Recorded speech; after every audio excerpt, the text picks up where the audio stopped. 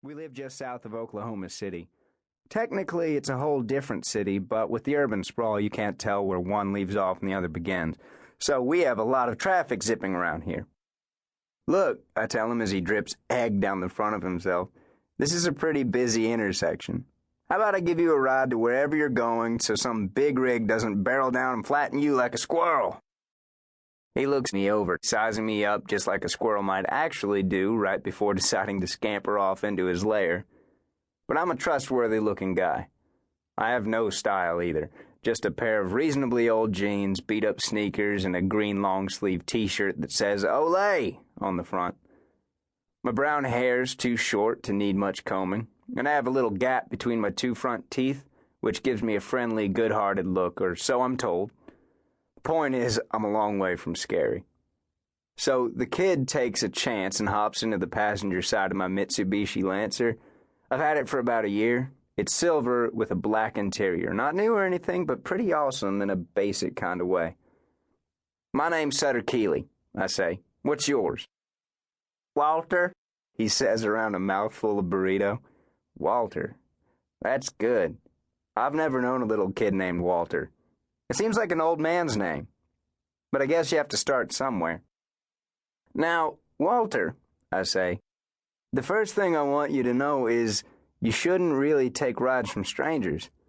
I know, he says. Miss Peckinpah taught us all about that at stranger danger.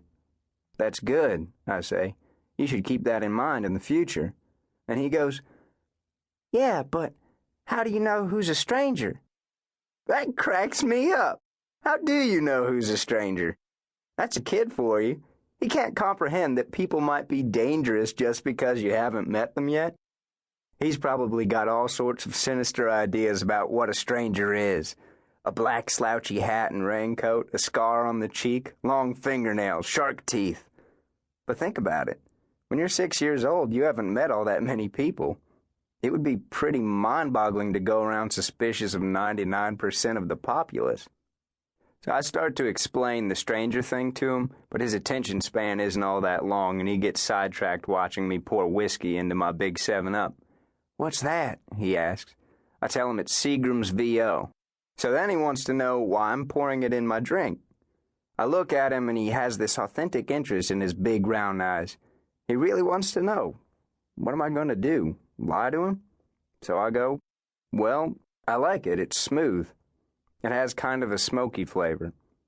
I used to drink the Southern bourbons more, Jim Beam, Jack Daniels. But if you're going for a nice, slow, all-day sort of buzz, those have a little too much bite. And to my way of thinking, people can smell them on your breath more. I tried Southern Comfort, but it's too sweet. No, it's the Canadian whiskeys for me now, although I've been known to mix a fine martini, too. What's a martinina?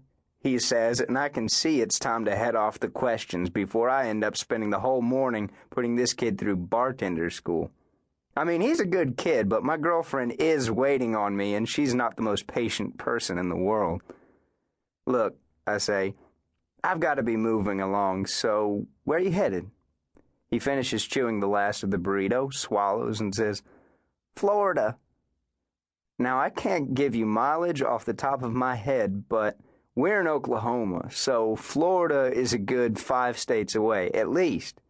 I explain that to him, and he tells me to just drop him off at the edge of town and he'll walk the rest of the way. He's serious. I'm running away from home, he says. This kid is getting better all the time, running away to Florida. I take a hit off my whiskey and 7, and I can see it just like he does. A giant orange sun dripping down into the bluest ocean you ever saw, with palm trees genuflecting at its glory. Look, I say, Walter, may I be so bold as to ask why you're running away? He stares into the dashboard. 'Cause my mom made my dad move away and now he's in Florida.